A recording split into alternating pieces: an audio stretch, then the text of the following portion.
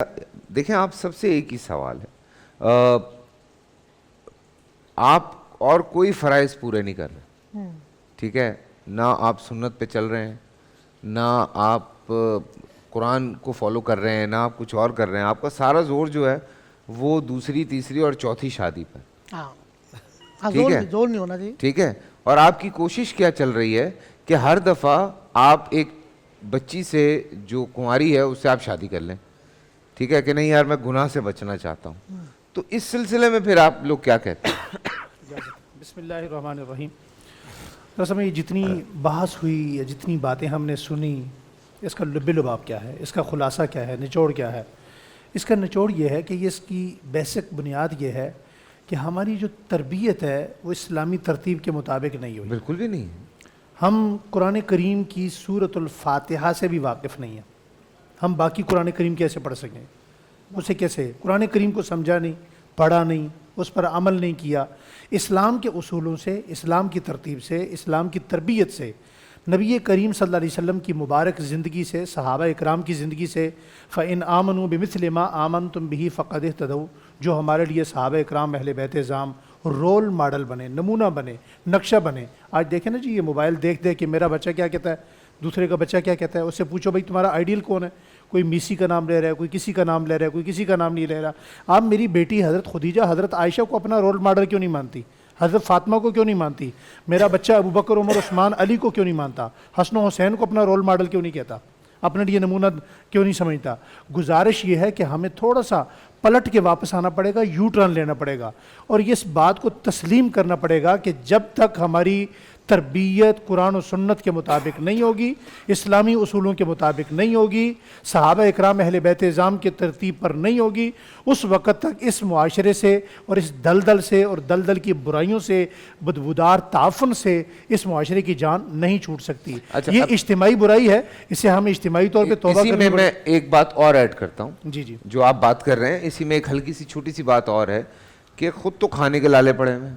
جی جی، آپ پہلے جو آپ کی ایک فیملی ہے جس کو آپ صحیح طرح چلا نہیں پا رہے ہیں، جس میں آپ کی بیوی ہے، بچے ہیں، تو کیا وہ دوسری شادی کر لے؟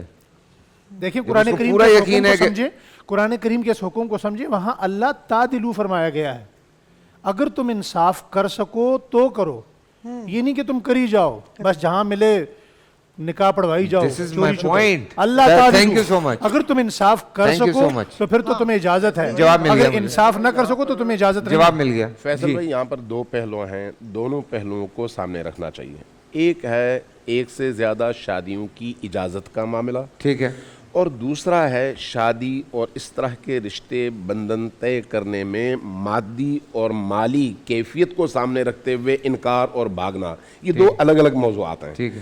جہاں پر آپ کو اجازت ملی ہے کہ آپ ایک سے زیادہ شادیاں کر سکتے ہیں، یعنی 4 تک، تو وہاں پر ظاہر ہے کنڈیشنز بھی ہیں کہ آپ عدل کریں، انصاف کریں، ہر ایک کو اس کا حق دیں جتنا آپ کے لیے ممکن ہے. یہ آپ کے لیے کنڈیشن ہے. اگر یہ آپ نہیں کر سکتے تو پھر نہ کریں.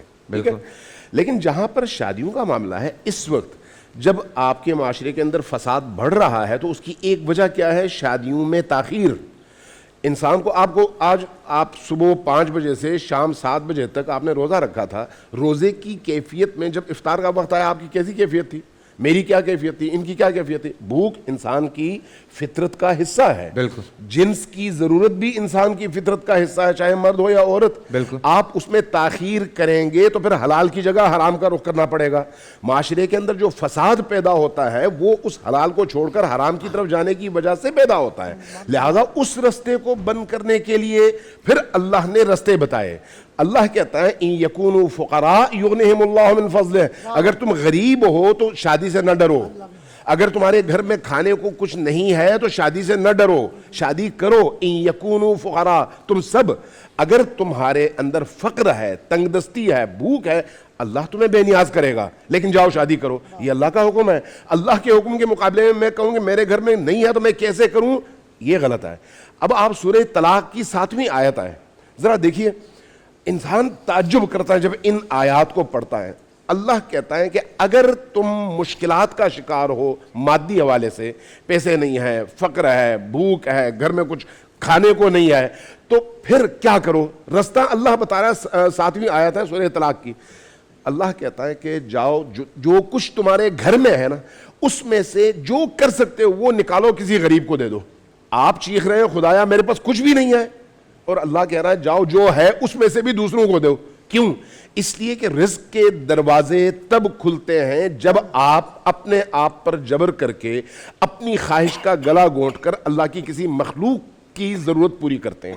جب آپ کسی اور کو روزی پہنچاتے ہیں تو اللہ اسی کو آپ کے روزی کھلنے کا دروازہ بنا دیتا ہے. یہ قرآن کی آیات ہیں, یہ کوئی کسی بزرگ کا قول نہیں ہے. جب قرآن کی آیات ہیں تو پھر ہمارا ایمان ہونا چاہیے کہ ہم اگر دیں گے تو اللہ ہمیں دے گا, ہم اگر اللہ پر اعتماد کریں گے اور اللہ کے حکم کی اطاعت کریں گے تو اللہ ہماری روزی کے دروازے اتنے کھولے گا جس کا آپ تصور بھی نہیں کر سکتے. لیکن شہیدی صاحب دیکھیں, بول انٹرٹینمنٹ کے شوز دیکھنے کے لیے ہمارے چینل کو سبسکرائب کریں اور بیل آئیکن پر کلک کرنا نہ بھولیں.